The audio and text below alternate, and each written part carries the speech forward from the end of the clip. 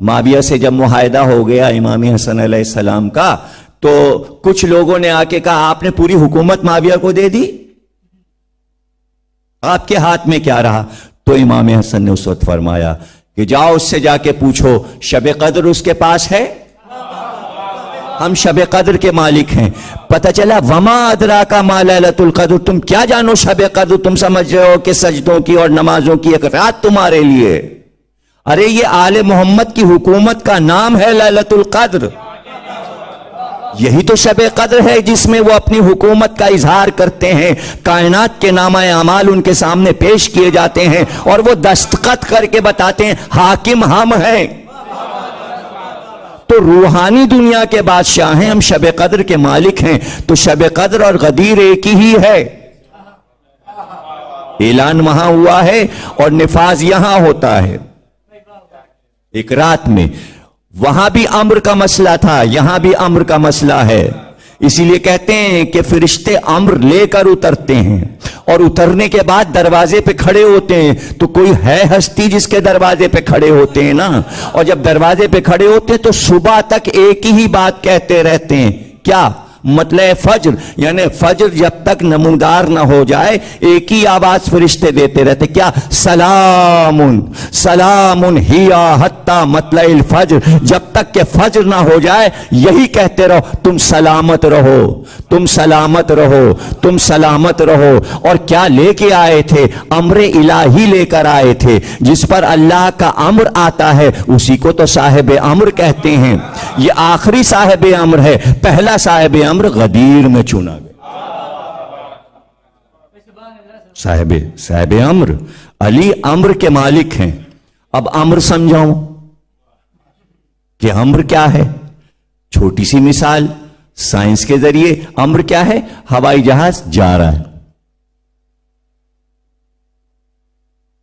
فضا میں ہے، بلند ہے، گر نہیں رہا،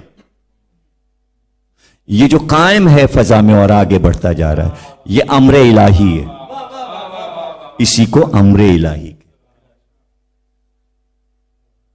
سمجھ گئے؟ کیسے دیکھیے معلق ہے ہوا میں، یہ امر الہی۔ آپ کیا سمجھیں کسی سائنسدان نے جہاز بنایا ہے؟ نہیں۔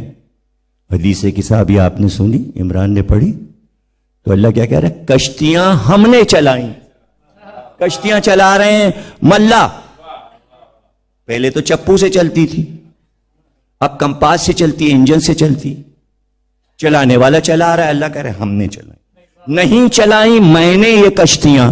یہ کیا مطلب ہے؟ تو کہاں بیٹھا ہوا کشتیاں چلا رہا ہے؟ تو یہی تو امر کو نہیں سمجھے امت والے بھائی، دماغ انسانی ہماری تخلیق ہے، دماغ ہم نے بنایا ہے، اب دماغ سے قیامت تک تم جو کچھ بناؤ گے وہ ہماری صنعت ہے، تمہارے باپ دادا نے نہیں بنایا۔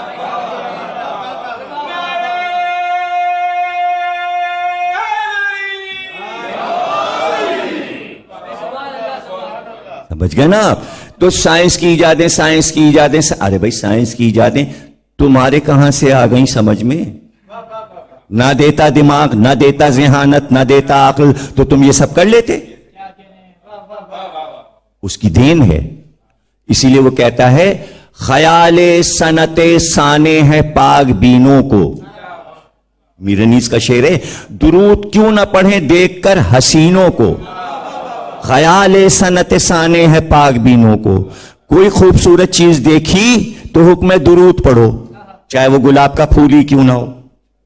کیوں تعریف کرو اس چیز کی؟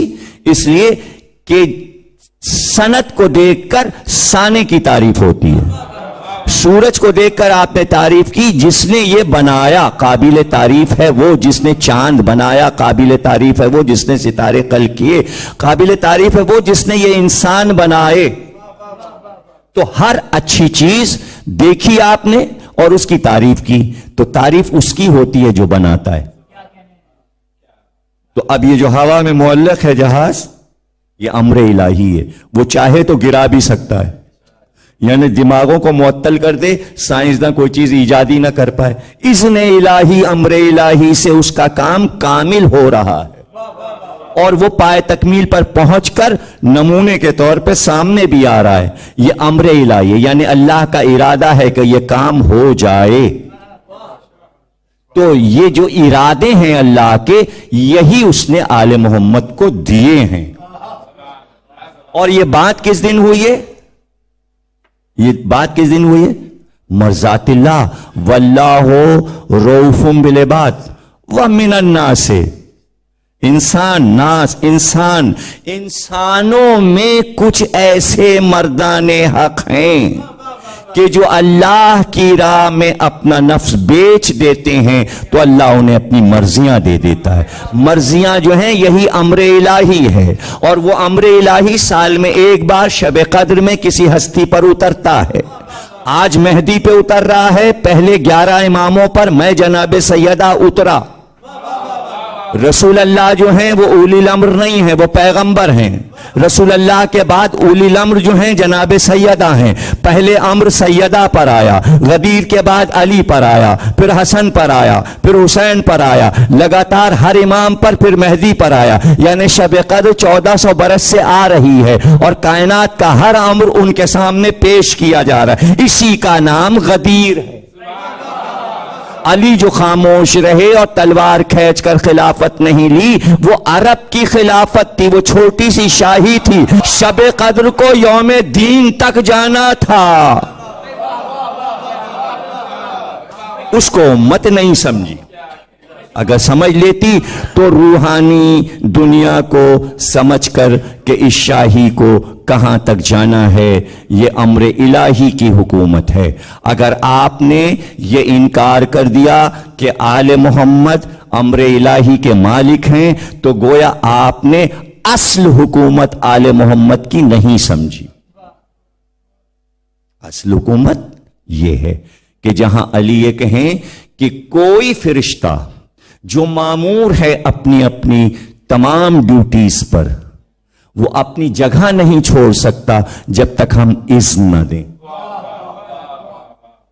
تو ایک پوری حکومت ہے، اور وہ کس طرح چلتی ہے وہ حکومت؟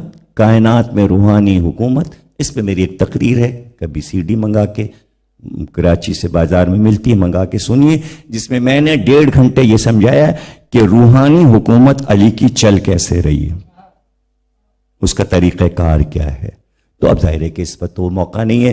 غدیر خم اور وہ سب آپ کو معلوم ہے پورا قصہ، کہ کس طرح ممبر بنا، نبی گئے، ہاتھوں پہ بلند کیا، انگلی سے اشارہ کیا، ہاسا یہ والا علی، کوئی اور علی نہیں،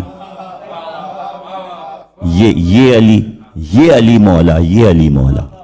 مولا مینس حاکم، تمہارا حاکم، تمہارے نفسوں پہ اولا، صرف تمہارے مال پر نہیں، نفس پہ اولا. تم کوئی کام اپنے نفس سے نہیں کر سکتے خود اپنی مرضی سے جب تک اس کی مرضی تمہیں نہیں مل جائے گی. یہ حساب تمہیں دینا ہے یوم دین میں، اور مالک تم سے حساب لے گا کہ تم نے اپنے نفس کو تو اولا نہیں کر دیا تھا. تو سقیفہ میں چونکہ اپنے نفس کو امت نے اولا کر کے خلیفہ خود چن لیا، اسے جناب سیدہ نے اپنے خطبہ فدق میں کہا، اور بہت خوبصورت طریقے سے کہا کہ میرے بابا کی لاش پڑی تھی، میت پڑی تھی، پردے سے شیطان نے تمہیں آواز دی آؤ، اور تم دوڑے چلے گئے اس کی آواز پر. وہ آگے چلا، تم پیچھے چلے. اب قیامت تک تمہارا کارواں اسی طرح چلتا جائے گا. وہ آگے جا رہا ہے، تم پیچھے پیچھے جا رہے ہو، وہ آگے جا رہا ہے، تم پیچھے پیچھے. یہ جناب سیدہ نے اپنے خطبے میں ارشاد فرمایا. اس کے بعد کہا یہ خلافت زخمی ناقہ ہے، زخمی اونٹنی ہے، اس کو میں نے اپنے گھر سے ہٹا دیا، جہاں دل چاہے اس کو لے جاؤ، اس لیے کہ اس کا دودھ تم دونے کی کوشش کرو گے، دودھ نہیں نکلے گا، خون کی دھاریں نکلیں گی. وہ دن آج کا دن، اور مسلمانوں میں خون کی دھاریں چل رہی ہیں. کبھی آپس میں چلتی ہیں، کبھی یہودی بمبارڈ کر دیتا ہے، کبھی عیسائی کر دیتا ہے، کبھی خود آپس میں ایک دوسرے کو مارے ڈال رہے ہیں، پڑوسیوں سے لڑ رہے ہیں، ادھر لڑ رہے ہیں، ادھر لڑ رہے ہیں، ادھر لڑ رہے ہیں، سوا خونریزی کے کوئی. اب لوگ کہتے ہیں یہ کیسے سدھرے گا؟ ارے بھائی سدھرنے کا آسان طریقہ ہے، غدیر کی طرف واپس چلے جائیے، پھر وہاں سے شروع ہو جائیے، سب صحیح ہو جائے گا. اب تو دیکھیے، میں ایک بڑے مزے کی بات کہہ رہا ہوں، بچوں کے سمجھ میں آ جائے گی. کہ بھائی جب بنی امیہ اور بنی عباس کا دور تھا، اگر اس وقت آپ علی علی کرتے تھے تو خلیفہ وقت کہتا تھا میں ہوں، تو وہ کہتا تھا تمہیں مار ڈالیں گے اگر تم نے علی کا نام لیا۔ آج تو کتنے مزے کا دور ہے کہ آپ علی کو فوراً مان لیجئے تو کوئی مقابل میں آ کے آپ سے کہہ نہیں رہا ہے کہ ہم تمہیں مار ڈالیں گے، علی کو کیوں مانا؟ نواز شریف آئے گا، زرداری آئیں گے، کوئی بھی نہیں آئے گا۔ اب مولا علی کے مقابل میں کوئی آنے کو تیار نہیں، اس وقت سارے لوگ مقابل میں آنے کو تیار تھے۔ اب ماننا زیادہ آسان ہے، اب غدیر کو ماننا زیادہ آسان ہے کہ پوری امت مل کر اس پر ایکا کر لے۔ اور غدیر کا مقصد کیا تھا من کن تو مولا کا؟ صرف ایک مقصد تھا کہ تم سے اللہ ایک کو منوایا ہے، اللہ ایک، کتاب ایک، نبی ایک، تو اب ولایت بھی ایک ہو، اس کے اوپر تم متحد ہو جاؤ، وہ ذات علی ہے۔ اور جو کچھ میں چھوڑ کے جا رہا ہوں یہ کتاب کسی عام انسان کے سمجھ میں نہیں آئے گی، صرف علی کو معلوم ہے، ان کے سامنے یہ کتاب اتری ہے، یہ جانتے ہیں کون سی آیت کہاں اتری ہے، یہی سمجھا سکتے ہیں اس کا مفہوم، انہی سے لینا، شریعت بھی، فقہ بھی، دین بھی، سب کچھ ان سے لوگے تو صحیح ہوگا، ورنہ تمہارے سارے کام بگڑتے چلے جائیں گے۔ آپ کہیں گے یہ سب پتہ نہیں، آپ کہاں کی باتیں کر رہے ہیں، ہم نے اس سے پہلے نہیں سنا کسی کتاب۔ ارے بھائی یہ تو سنا ہے کہ جب کام بگڑنے لگے تو حضرت عمر حضرت علی سے کہتے تھے یہ مسئلہ حل کر دیجئے، حضرت علی حل کر دے، کہتے تھے اگر آپ نہ ہوتے میں ہلاک ہو۔ تو بھائی علی نے حق چھننے کے باوجود ہلاکت سے امت کو بچایا ہے۔ تو جب آپ اس بات کو مانتے ہیں کہ 72 بار یہ کلمہ کہا گیا، امام احمد بن حنبل نے خود اپنی کتاب میں لکھا کہ 72 بار یہ کلمہ کہا گیا، علی نہ ہوتے تو ہلاک ہو جاتے، تو یہ طے ہو گیا جب خلیفہ وقت یہ کہہ سکتا ہے کہ علی نہ ہوتے تو ہلاک ہو جاتے، تو یہ امت بغیر علی کے ہلاک نہیں ہو جائے گی۔ اس لیے ہم کو علی علی کرنا ہے۔ اور اس میں بھی لوگوں کو پریشانی ہوتی ہے کہ صاحب یہ علی علی کاہے کے لیے کرتے ہیں؟ ارے بھائی یہ سمبل ہے، اس لیے علی علی کرتے ہیں کہ شیطان نے پوری امت کو بہکا دیا، کہیں ایسا نہ ہو کہ ہمارے بچے بھول جائیں کہ غدیر کیا ہے، اس لیے بار بار دن میں ایک آدھ بار کہی دو علی علی، کسی بہانے سے گرتے ہوئے کہہ دو، اٹھتے ہوئے کہہ دو، سو کے اٹھ کے کہہ دو، نماز پڑھنے کے بعد کہہ دو، نماز پڑھنے سے پہلے کہہ دو، کہیں بھی کہہ دو، نجف کے دروازے پہ جا کے کہہ دو، کسی مجلس میں کہہ دو۔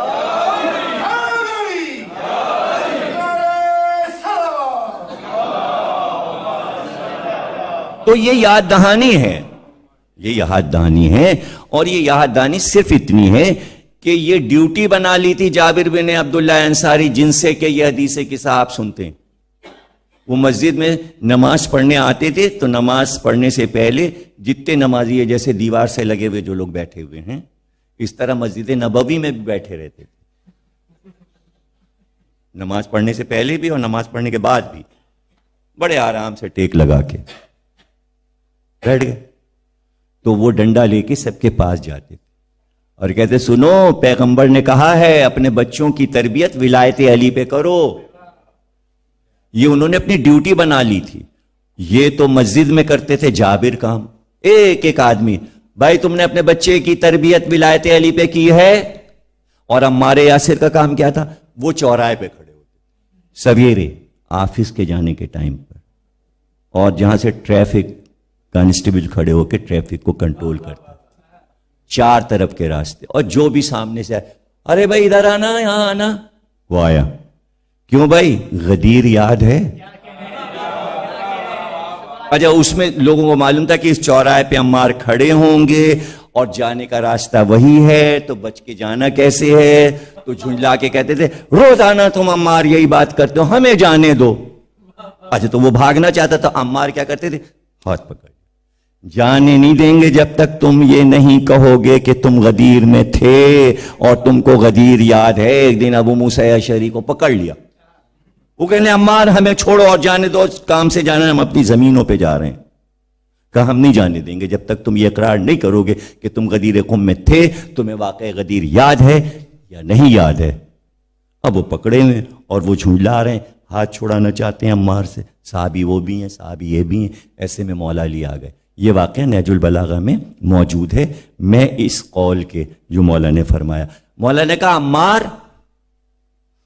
جانے دو اس کو، عمار اسے جانے دو، اسے جانے دو۔ اگر یہ جملہ آپ کے سمجھ میں آ گیا تو آپ گویا پوری تقریر کو سمجھ گئے۔ یہ نہج البلاغہ کا جملہ ہے. مولا فرماتے ہیں، کہتے ہیں عمار تم اس سے غدیر نہیں منوا سکتے، اس لیے کہ اس نے یہ طے کر لیا ہے کہ دین میں سے صرف اتنا حصہ لے گا جتنے سے اس کی دنیا چل سکے. تو امت نے غدیر اس لیے چھوڑا ہے کہ ان کا کام، حکومت کا کاروبار چل رہا ہے بغیر غدیر کے. یہ تو آپ کی ذہانت ہے کہ آپ کو معلوم ہے کہ آپ اپنے کاروبار کے علاوہ یہ جانتے ہیں کہ غدیر کو نہیں چھوڑنا ہے. تو لوگوں نے دین کا وہ حصہ لے لیا جس سے ان کی حکومت چل سکے، کاروبار چل سکے، دنیا چل سکے، وہ چلا رہے ہیں. یہ آپ کا کارنامہ ہے کہ آپ اپنی دنیا بھی چلا رہے ہیں اور اپنا دین بھی چلا رہے ہیں.